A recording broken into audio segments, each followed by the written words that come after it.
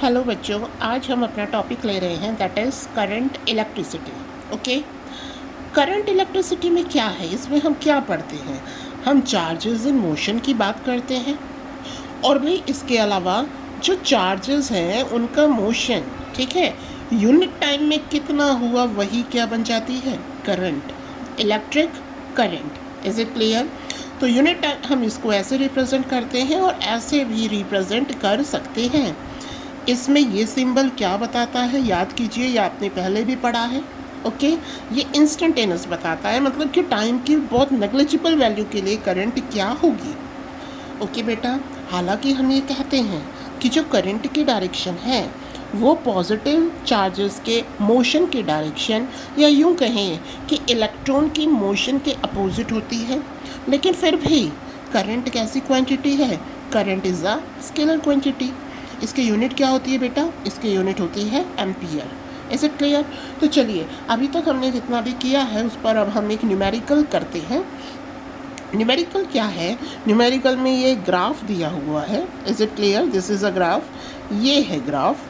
Okay, अब यहाँ पूछा क्या है? यहाँ पूछा है net amount of charge flow, कितना चार्ज फ्लो होगा। Is it clear? तो अब आप जानते हो कि आई होता क्या है? क्यू अपॉन टी, या यूँ कहें क्यू क्या होता है? आई इंटू टी। ओके, तो अब ये देखिए कि अगर इस ग्राफ के अंडर का हम एरिया फाइंड आउट करें तो एरिया किसको रिप्रेजेंट करेगा? जैसे कि हम इसका टोटल एरिया निकालना चाहें तो यहाँ पर आपको दिख रहा है कि जो टोटल एरिया है बेटा वो इस ट्राइंगल का एरिया और इस रेक्टेंगल के एरिया के सम के इक्विवेलेंट है कि नहीं? ओके, तो अगर हम टोटल एरिया लें तो पहले तो हम ट्राइंगल का एरिया लें। What is the area of triangle? Half base into height. यहाँ बेस किसको रिप्रेजेंट कर रहा है? हमने यहाँ एक्स एक्सिस पर क्या लिया है? टाइम लिया है। तो बेस हो गया टाइम, और बेटा यहाँ जो हाइट है दैट इज़ करंट। तो आई इंटू टी, अभी अभी हमने देखा क्या होता है? क्यू। इसको मतलब डायमेंशनली जब आप कोई चीज़ लेते हैं तो ये जो हाफ और ये जो कांस्टेंट वैल्यू है इसको क्या कर देते हैं? इग्नोर कर देते हैं। आगे चलिए, इसी तरीके से रेक्टेंगल का एरिया निकालना है। रेक्टेंगल के एरिया के लिए this is length into breadth and it will become what? T into I, and again it is Q. ठीक है बेटा, तो जो टोटल चार्ज आया अंडर दिस कर्व क्या हुआ? ये area of triangle plus area of rectangle, क्या वैल्यू आई इसकी? वैल्यू आई हाफ। ये वैल्यू कितनी है? बेस 5, हाइट भी कितना है? 5। Okay, so area of triangle हो गया 1/2, 5 into 5 plus area of rectangle 5 into 5। तो ये वैल्यू हमने रखी, this will become 25/2 plus 25, so it will become, solve करके 37.5, and the unit of charges, क्या यूनिट होती है चार्ज की? कूलाम। ओके, चलिए, तो ये हमने करंट के बारे में तो जान लिया कि करंट क्या होती है, ये कैसी क्वांटिटी है, इसके डायरेक्शन क्या होती है। Is it clear? अब जो मेन मुद्दा है वो ये है कि हम इसको पढ़ क्यों रहे हैं। ओके, हम इस करंट को पढ़ क्यों रहे हैं? तो बेटा आपके एनसीईआरटी में अगला टॉपिक आता है that is electric current in conductor. क्या आता है बच्चों? अगला topic electric current in conductor. चलिए, अब कंडक्टर के बारे में आप क्या जानते हैं? आप ये कहते हैं कि कंडक्टर ऐसा मटेरियल होता है जिसमें कि इलेक्ट्रॉन क्या होते हैं? फ्री स्टेट में इजीली अवेलेबल हो जाते हैं, यही कहते हो ना? तो क्या वो फ्री स्टेट में नॉर्मली ऐसे घूमते रहते हैं? देखिए, होता क्या है, कंडक्टर में जो इलेक्ट्रॉन है, आपको मालूम है कि न्यूक्लियस के चारों ओर क्या लगाते हैं? इलेक्ट्रॉन चक्कर लगाते हैं। ठीक है, अब वो न्यूक्लियाई क्या होते हैं? काफ़ी क्लोजली पैक्ड होते हैं। ठीक है ना? न्यूक्लियाई क्या है? मतलब जो एटम्स हैं वो क्या है? Closely packed. Is it clear? तो वो टाइटली बॉन्डिंग होती है, तो जो वैलेंस इलेक्ट्रॉन होते हैं वो क्या होते हैं? ऑलमोस्ट फ्री स्टेट में होते हैं। ठीक है, इसके लिए एक बैंड गैप का और कंसेप्ट होता है, वो आप सेमीकंडक्टर में ज़्यादा डिटेल में पढ़ेंगे।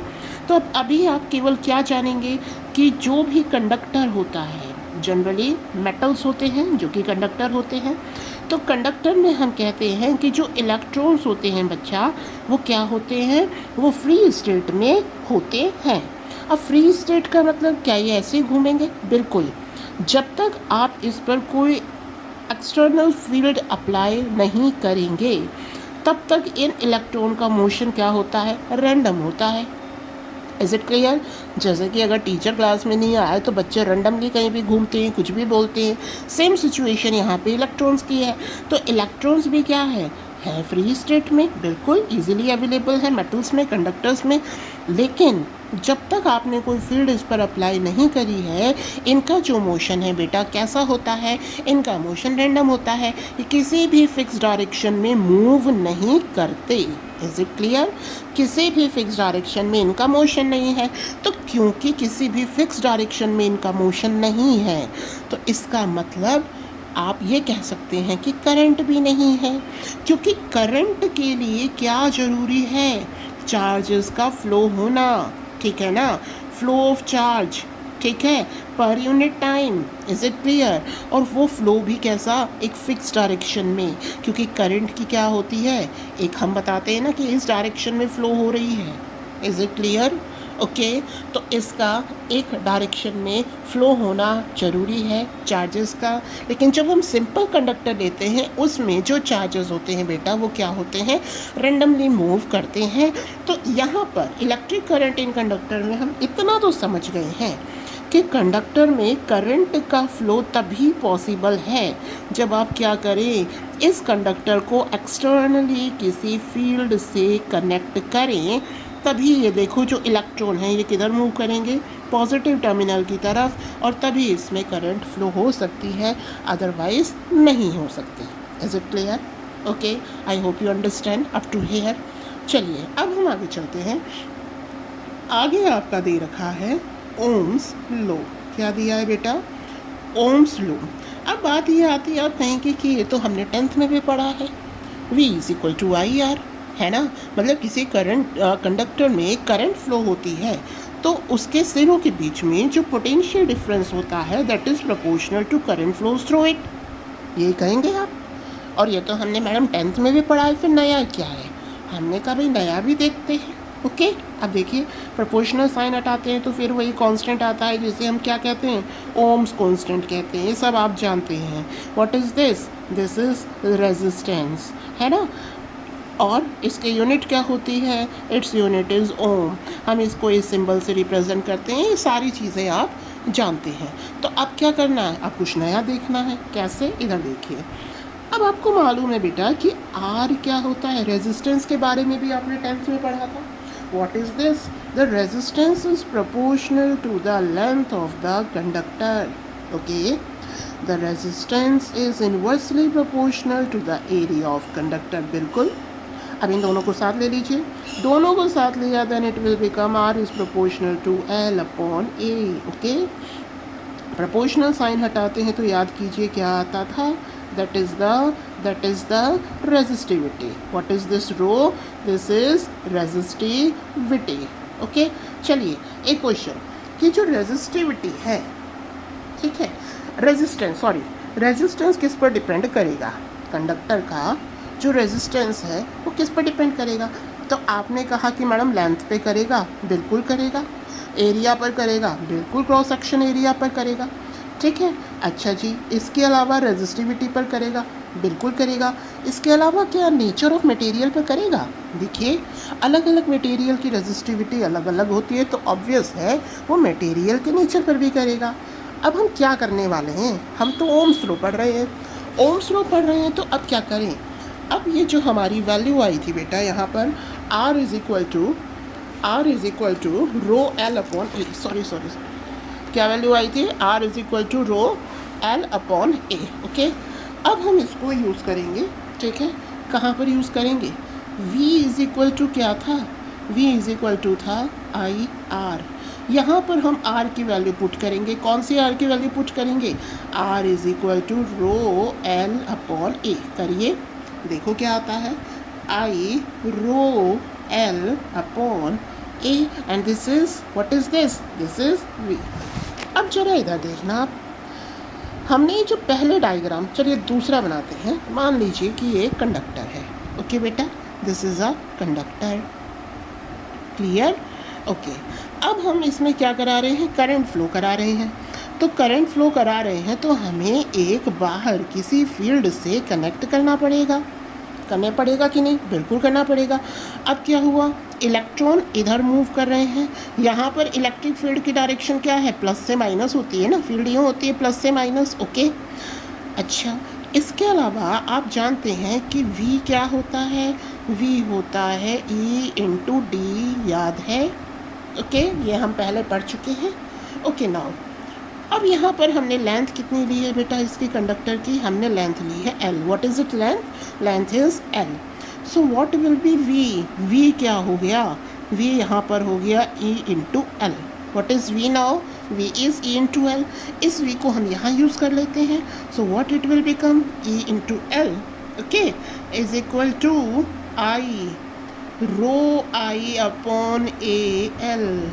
Is it clear? L से L उड़ गया, क्या बचा? हमारे पास बचा E is equal to rho I upon A। This is a new thing जो आपने अब देखेंगे। What is this? इसे हम कहते हैं बेटा करंट डेंसिटी। क्या है बच्चों ये? करंट डेंसिटी, ओके, मतलब करंट पर unit area is called as current density. और इसको रिप्रेजेंट कैसे किया जाता है? इसको रिप्रेजेंट किया जाता है J से, ठीक है बच्चा, and it is I upon A, that is current density. Is it clear? Okay, अब इसके यूनिट क्या हो गई करंट डेंसिटी की? इसकी यूनिट हो गई एम्पियर पर मीटर स्क्वायर। इसका डायमेंशनल फॉर्मूला क्या हो गया? इसका डायमेंशनल फॉर्मूला हो गया, क्या हुआ? इट्स डायमेंशनल फॉर्मूला हो गया, करंट का क्या होता है? Ampere. This is area, area का क्या हो गया? L2। ऊपर ले जाएंगे then it will become L minus 2A1। This is the dimensional formula of what? Current density, ठीक है बेटा। So what it will become? अब इस इक्वेशन से क्या बना हमारे पास? अब हमारे पास बना E is equal to rho J, ठीक है बेटा। What is this? E is equal to rho J, okay, समझ आया आपको? ठीक है। अच्छा, अब एक चीज़ देखिए, E भी वेक्टर क्वांटिटी है, इसकी डायरेक्शन है, करंट भी वेक्टर क्वांटिटी है। Is it clear? जो करंट डेंसिटी है it is also a current density is also a vector quantity. Is it clear? यहाँ तक समझ में आया? Okay, so this is current density and it is also a vector quantity. अब यहाँ पर ये क्या है? दिस इज रेजिस्टिविटी, ओके, इस रेजिस्टिविटी को उधर भेज देंगे, क्या आएगा? J is equal to 1 upon रो और E आया, ये भी हम शायद पहले पढ़ चुके हैं 10th में। Sigma 1 upon rho, this is resistivity. So what is sigma? This is conductivity. What is conductivity? तो ये क्या बन गया बेटा? It will become J is equal to sigma E। What is this? J is equal to sigma E। तो आप इसको चाहें तो ऐसे यूज़ कर लीजिए, चाहे आप इसको ऐसे यूज़ कर लीजिए। ये किसको रिप्रेजेंट कर रहा है? It represents Ohm's law. What it represents? The Ohm's law, okay. So I hope आपको ये वीडियो पसंद आया होगा, जैसा भी लगे बताइएगा, फिर मैं आगे और बना पाऊँगी, okay. So have a great day and bye, take care.